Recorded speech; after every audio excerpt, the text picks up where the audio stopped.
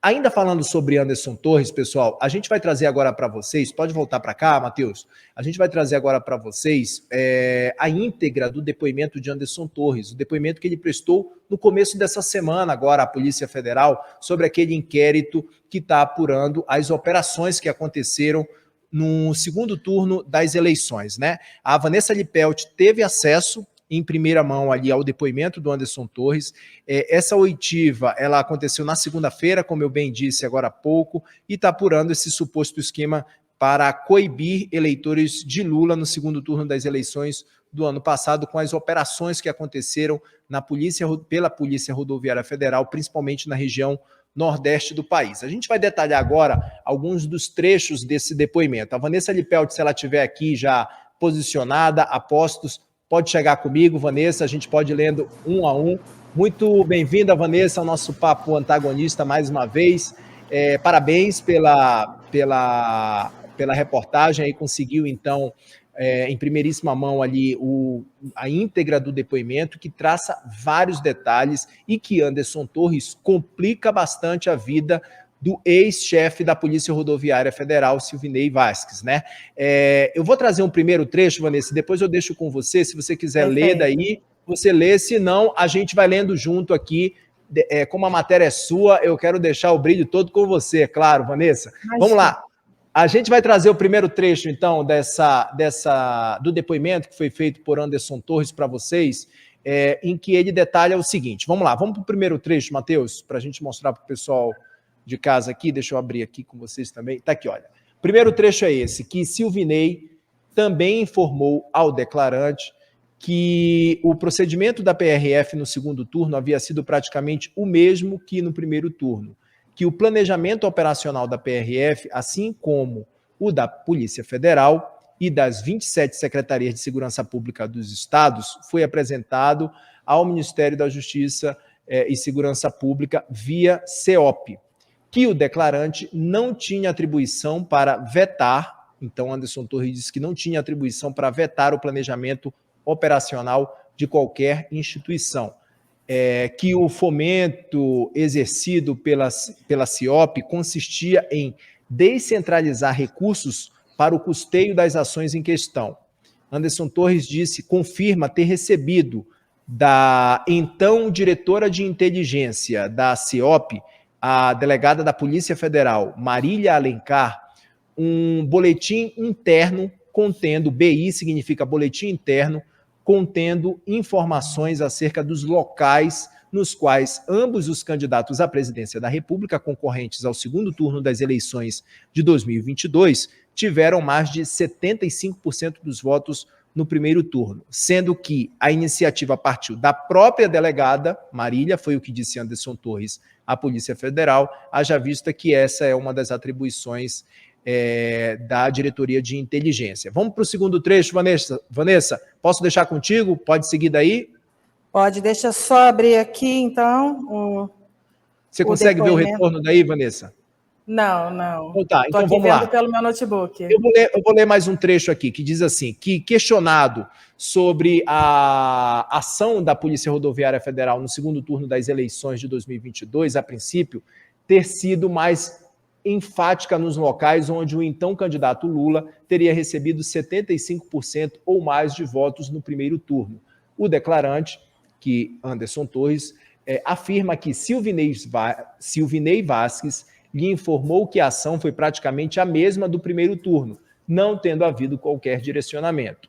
Anderson Torres disse ainda que a PRF tinha autonomia operacional, como já dito, e as informações da ação da PRF foram repassadas ao declarante por Silvinei, que não houve qualquer determinação do declarante, Anderson Torres disse isso, então, para que a PRF agisse de forma mais contundente no Nordeste. Ainda tem mais um trecho aí? Vamos lá.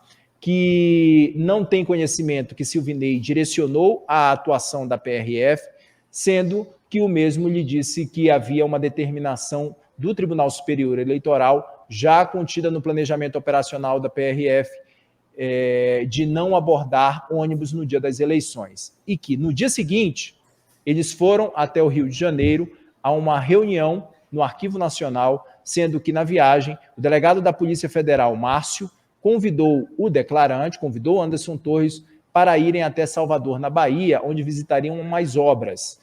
Haja vista que o declarante tinha o intuito de fazer a entrega dessa tal obra. Ainda tem mais um trecho? Acabou. Então é isso. Esses são os trechos que a gente destacou. A Vanessa trouxe essa apuração para a gente lá no nosso site. Vanessa, a gente quer muito te ouvir, Vanessa, sobre esses trechos muito reveladores, muito determinantes, porque ele coloca, na verdade, toda essa responsabilidade dessas operações que aconteceram ali na região nordeste do país, no colo de Silvinei Vasquez, né? Complicou bastante a vida de Silvinei. Boa noite, bem-vinda. Boa noite, Kenzo, obrigada.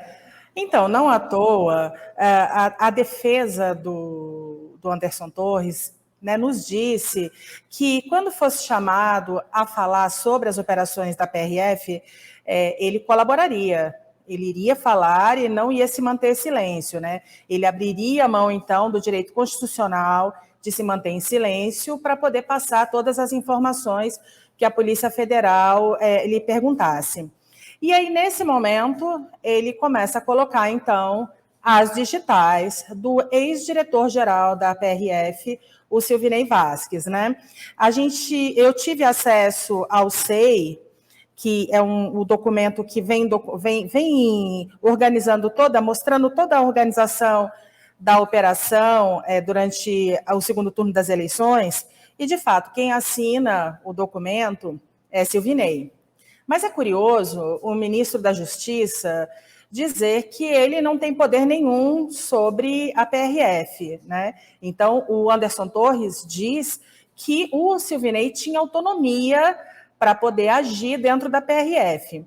Em suma, ele claramente tirou de si a responsabilidade sobre as operações que aconteceram da PRF, principalmente nos estados do Nordeste, e colocou no colo do Silvinei.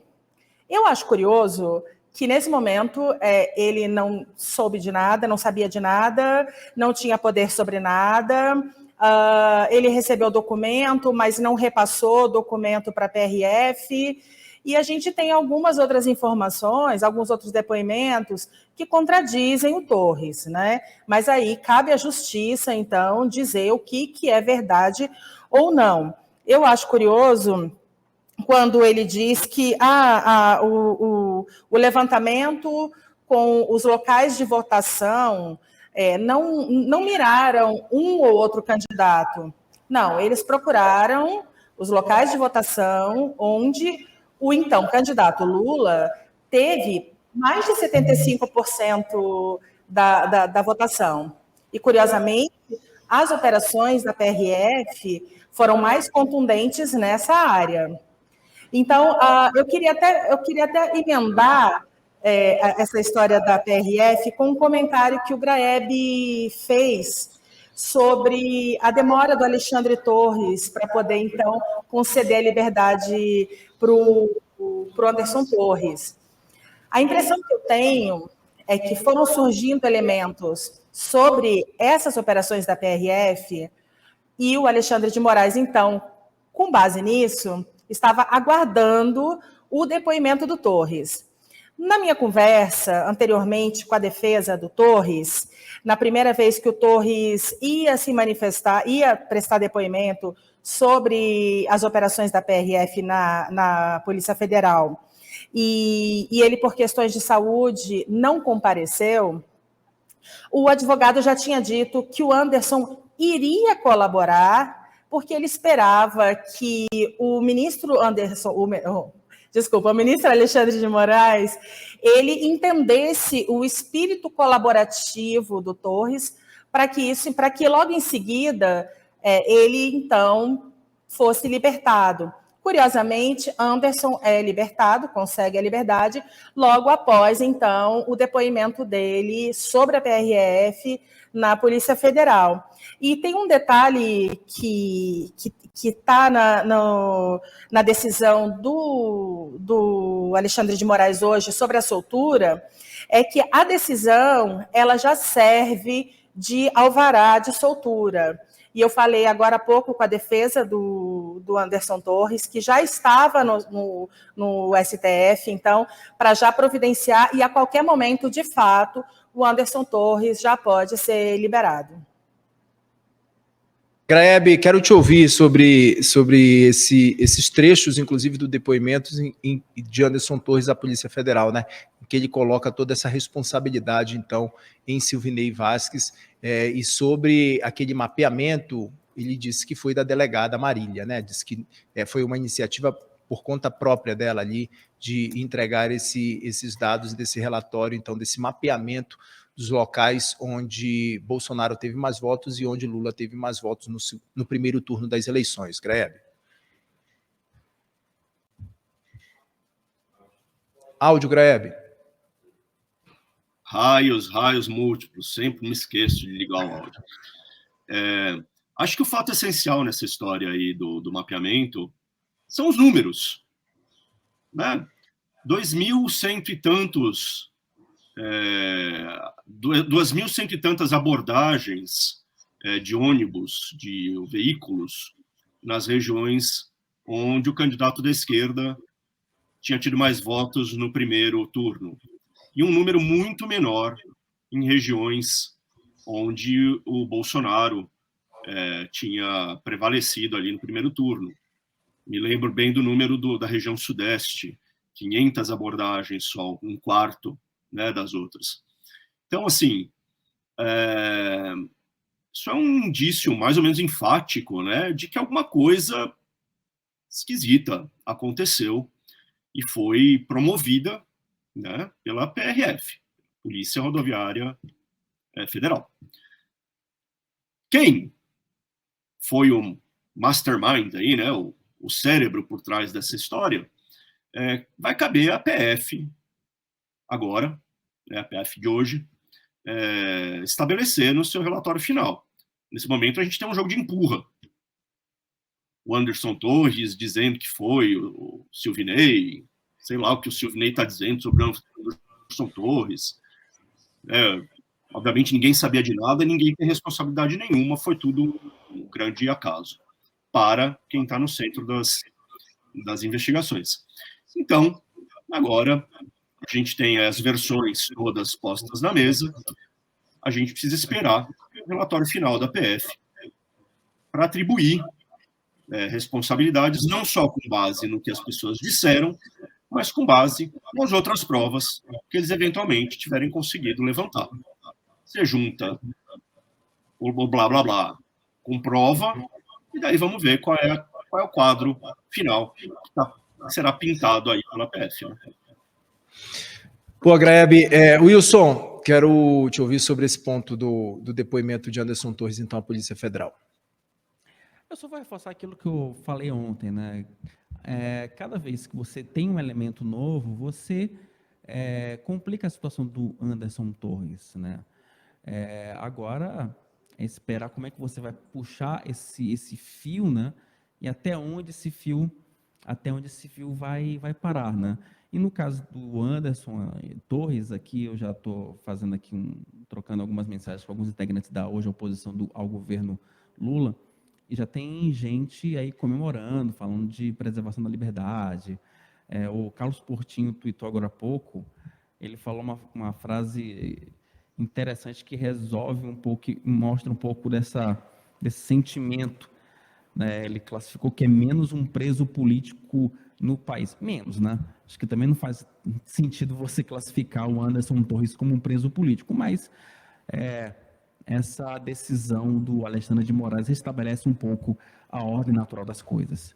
Vamos seguir, então, com o noticiário agora, trazendo outro destaque para você. Vanessa, quero te liberar, que eu sei que você vai passar mais tempo aí apurando, trazendo mais matéria para a gente. Daqui a pouco, inclusive, a gente vai trazer uma matéria que a Vanessa acabou de subir aí sobre a hospedagem de Lula na última viagem que ele fez. Já a gente traz esses detalhes para vocês. Vanessa, obrigado pela participação, volte sempre, a casa é nossa. Eu que agradeço, obrigada. Posso dar o último pitaco aqui? Claro, rapidinho, tá? O que a gente tem que esperar agora é que o processo corra rápido. Porque vamos comparar com o caso do Sérgio Cabral. O Sérgio Cabral ficou anos preso preventivamente. Daí ele foi libertado. Por quê? Porque o processo está demorando. O ideal seria que o Sérgio Cabral já estivesse preso, porque ele foi condenado definitivamente num processo. Tem montes e montes e montes de provas contra o Sérgio Cabral. O que não é certo é o cara ficar indefinidamente preso preventivamente. O certo é que o processo aconteça, ele seja condenado, recorra, e daí? Condenado, vá para a cadeia. Não antecipar a pena. Então, esperamos, né, que o processo do Anderson Torres corra rápido. Se ele tiver que ir preso de verdade, vai preso. Se não tiver que ir preso, se for inocentado no final, fique solto. Ótimo para ele, certo? E ótimo para todo mundo, porque, enfim, a verdade foi exposta e ele é inocente. Ou a verdade foi estabelecida e ele é culpado. Esperamos que corra rápido. Não é para punir as pessoas preventivamente, é para punir as pessoas quando elas têm que ser punidas, depois do fim do processo. Ponto.